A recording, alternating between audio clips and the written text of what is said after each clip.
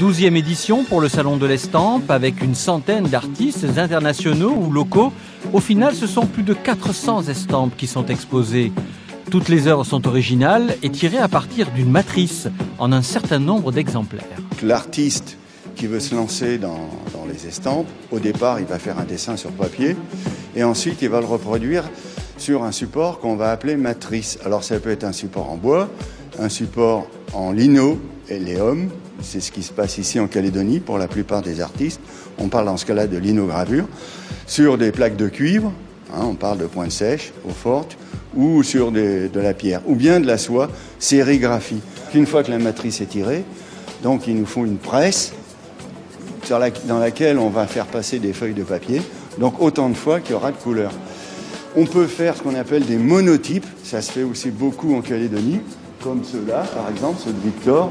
Donc il grave un lino avec sa pointe et ensuite il va tirer un seul exemplaire, monotype, avec un rouleau à pâtisserie, il va presser la feuille sur la matrice.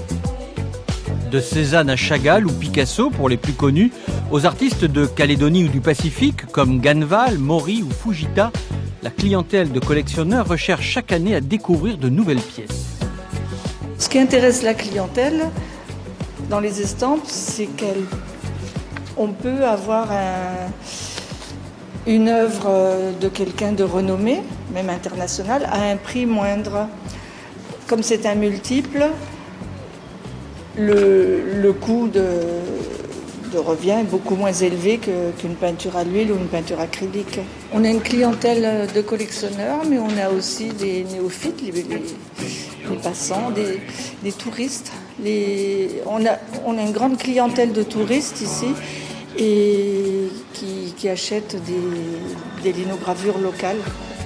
Estampes classiques, modernes ou contemporaines, le salon est ouvert depuis le 6 janvier.